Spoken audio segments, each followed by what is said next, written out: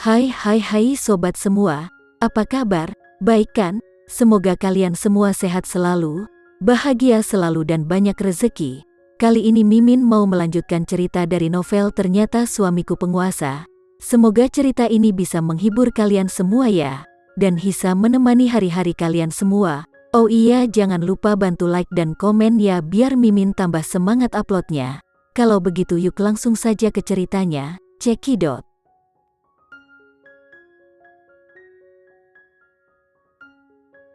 Anggur dan makanan ringan disajikan dengan cepat. Agam adalah seorang tentara, jadi dia lugas dan terus terang.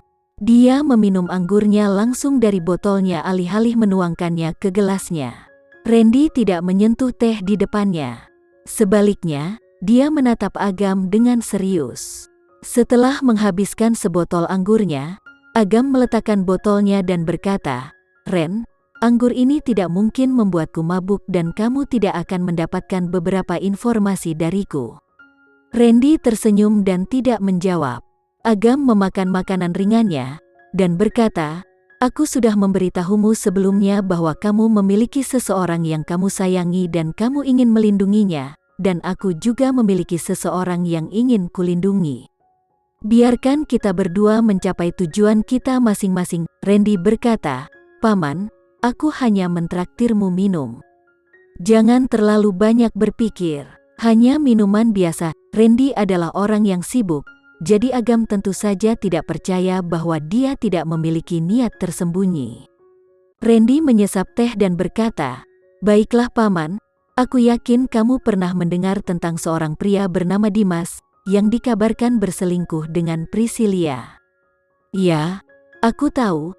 Agam sudah meminta anak buahnya untuk mengetahui identitas dan latar belakang pria itu. Randy berkata, "Penampilannya membantuku menyusun teka-tekiku." Agam berhenti sejenak dan bertanya, "Apakah kamu tahu?" Randy mengangguk. Dimas Arganta adalah nama aslinya, dan dia berasal dari negara A. Dia pernah bertunangan dengan putri dari negara A, tapi 20 tahun yang lalu, keluarga sang putri menghilang entah kemana. Mereka menghilang, dan tidak ada yang tahu kemana mereka pergi. Agam bertanya, "Apa yang ingin kamu lakukan?" Randy melanjutkan, "Aku yakin ada lebih banyak cerita tentang hal itu. Aku ingin kamu bekerja denganku. Mari kita cari tahu kebenarannya bersama." Agam berkata, "Mengapa kamu ingin bekerja denganku? Jika kamu ingin mengetahuinya, kamu pasti bisa melakukannya sendiri." Randy berkata, "Paman, kamu telah mencoba selama beberapa tahun, tetapi masih tidak dapat menemukan petunjuk apapun. Aku pikir aku masih jauh darimu." Agam berkata, "Kami tidak ingin membiarkan lebih banyak orang mengetahuinya." Randy tersenyum dingin dan berkata, "Kamu tahu itu tidak akan pernah bisa menutupi api. Daripada mencari cara untuk menyelesaikan masalah ini, lebih baik kita selidiki dengan baik dan berikan penjelasan yang tepat kepada semua orang." Setelah percakapan dengan Agam, mereka kembali ke rumah karena hari sudah larut. Putri kecil sudah tertidur. Putri Bramasta berada tepat di samping putri kecil, dan dia menjahit pakaian untuknya dengan hati-hati. Sangat disayangkan dalam hati Putri Bramasta bahwa dia tidak bersama putri kecil selama lebih dari 3 tahun dan melewatkan masa pertumbuhannya. Karena itu, setelah kembali ke sisi putri kecil, dia mencoba yang terbaik untuk menebus waktu yang hilang. Randy telah berdiri di pintu untuk waktu yang lama, tetapi Putri Bramasta masih tidak memperhatikannya. Randy batuk ringan untuk menarik perhatian Putri Bramasta. Putri terlalu fokus pada pekerjaannya. Tiba-tiba, dia dikejutkan oleh suaranya. Ujung jarum tidak sengaja menusuk jarinya, yang membuatnya sedikit mengernyit kesakitan.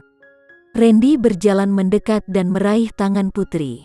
Saat Randy melihat darah mengalir keluar, dia memasukkannya ke dalam mulutnya dan menekannya dengan lembut. Rasa sakit itu menjadi mati rasa. Putri ingin menarik kembali tangannya, tetapi Randy menggigitnya dengan lembut. Randy melepaskannya dan berkata, "Jika kamu begitu ceroboh, kamu tidak diizinkan melakukan hal-hal ini lagi di masa depan." Putri memutar matanya ke arahnya. Itu bukan urusanmu. Yah, kalau bukan aku yang peduli padamu, siapa lagi yang mau peduli padamu?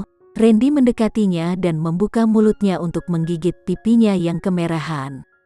Putri memberinya dorongan dan berkata, "Kamu sudah menjadi ayah tetapi masih bertindak kekanak-kanakan. Aku masih pria biasa meskipun aku sudah menjadi seorang ayah." Randy menyimpan jarum dan pakaiannya, lalu mengangkat Putri dan berkata, "Nyonya Randyku, bergabunglah denganku untuk mandi." "Randy, aku sudah mandi." Putri sudah mandi. "Kenapa dia harus mandi lagi? Temani aku saja." "Tidak," serunya. "Tolonglah," pinta Randy. Putri tahu bahwa Randy ingin lebih dari sekadar mandi. Pria nakal ini, Putri merindukan Randy yang dulu menjadi sangat dingin. "Putri," Randy mengelus kepalanya dan memanggil namanya dengan lembut. Putri membenamkan kepalanya di bantal. Randy memeluknya dan tertawa lembut. "Kamu adalah mamanya putri kecil, tapi kamu masih sangat pemalu dan imut." Putri Bramasta membuka mulutnya dan menggigit dadanya, lalu berteriak, "Kamu jahat!" Randy menggigit daun telinganya dan menyeringai, "Jahat? Aku hanya melakukan hal-hal jahat padamu. Ini sebenarnya suatu kehormatan, Randy. Apakah semua orang di keluargamu begitu narsis?" Putri Bramasta akhirnya mengerti mengapa putri kecil begitu narsis. Ternyata dia tidak diajari oleh Priscilia, tetapi oleh pria ini. Putri kecil memang putrinya. Randy berkata, "Aku hanya menyatakan faktanya." Putri Bramasta tidak mengatakan apa-apa. Putri juga diam. Dia hanya seorang desainer, dan dia bukan tandingan direktur perusahaan Sanjaya yang kuat ini. Putri telah mendengar dari Dirga bahwa Randy pernah menjadi kapten tim debat sekolahnya. Ini berarti Randy pandai berbicara, dan Putri tidak akan pernah menang melawannya. Randy menundukkan kepalanya dan mencium Putri lagi. Randy memeluknya dan menghela nafas lega, berkata, "Aku bisa tidur nyenyak malam ini." Putri bergumam dalam hatinya. Apakah dia menyiratkan bahwa dia tidak bisa tidur nyenyak sebelumnya? Mengapa dia menyalahkannya jika dia tidak bisa tidur nyenyak? Randy memeluk Putri dan segera tertidur, tetapi Putri tidak bisa tertidur dalam pelukannya. Dalam 2 hari terakhir, masih belum ada berita dari kakaknya Dirga, dan mereka tidak tahu bagaimana keadaannya. Jika dia bisa menemukan bukti pembunuhan Tuan Tua Sanjaya, apakah dia dan Randy dapat menjalani kehidupan yang damai setelah ini? Putri tidak tahu. Jika dia dan Randy memikirkan hal ini, Putri Bramasta menoleh untuk melihat putri kecil yang berbaring di sebelahnya dan tidak bisa menahan diri untuk tidak mencubit wajah kecil cubi putri kecilnya. Putri Bramasta menghela nafas pelan. Jika sesuatu terjadi suatu hari nanti, dia tidak menginginkan apapun selain hanya putri kecilnya. "Putri, apa yang sedang kamu pikirkan?" Suara pria yang sudah tertidur itu tiba-tiba membuyarkan lamunan Putri Bramasta. Putri menggelengkan kepalanya dan berkata, "Sudah larut. Kamu harus pergi bekerja besok pagi. Tidurlah lebih awal." Dari nada bicara Putri, Randy bisa merasakan pasti ada sesuatu yang tersembunyi di dalam hatinya. Randy mengusap kepalanya dan berkata, "Putri, ingat apa yang aku katakan kepadamu, atau aku tidak akan berbelas kasih." Itu jelas merupakan ancaman, tetapi Putri merasakan kekhawatirannya terhadapnya. Putri tersenyum dan berkata, "Ya, Tuan Randyku." Hari berikutnya, matahari bersinar terang. Namun, meskipun hari itu sangat panas, penduduk kota Jakarta masih melakukan rutinitas harian mereka tanpa tanda-tanda akan berhenti. Pada saat ini, Dimas sedang duduk di kafe terbaik di kota Jakarta. Kafe ini didirikan oleh seorang selebritas terkenal di negara A, dan dikabarkan telah menjadi peringatan untuk seorang teman lama. Dimas sangat menyukai tempat ini. Dia datang ke sini setiap akhir pekan setelah datang ke Jakarta. Dia akan memesan secangkir minuman terkenal mereka, dan tinggal di sana selama setengah hari. Hari ini tidak terkecuali. Namun, dia biasanya sendirian, tetapi Dimas memiliki teman untuk menemaninya hari ini. Randy duduk di seberang Dimas. Randy mengenakan kemeja putihnya yang biasa dan celana panjang hitam. Dia memakai kacamata berbingkai emas.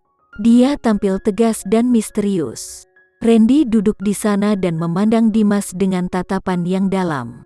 Dimas merasa sedikit tertekan. Namun, dia telah bekerja untuk keluarga kerajaan negara A untuk waktu yang lama.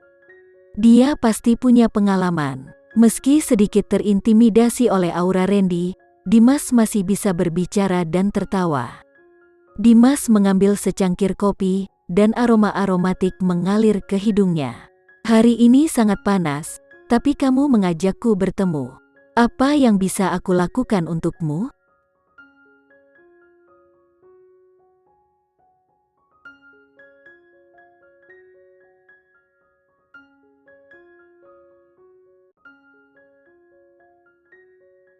Sekian dulu ya cerita kali ini, kita lanjutkan lagi ceritanya di lain waktu. Oh iya, bagaimana menurut kalian? Semoga bisa sedikit menghibur kalian semua. Jangan lupa like, share dan komen ya. Untuk teman-teman yang baru nonton jangan lupa subscribe-nya. Hehehe, kalau ada teman-teman yang ingin gabung langganan bisa langsung gabung saja untuk dapat fitur yang menarik dan sedikit membantu Mimin. Terima kasih sudah menonton, sampai jumpa lagi. Bye bye bye.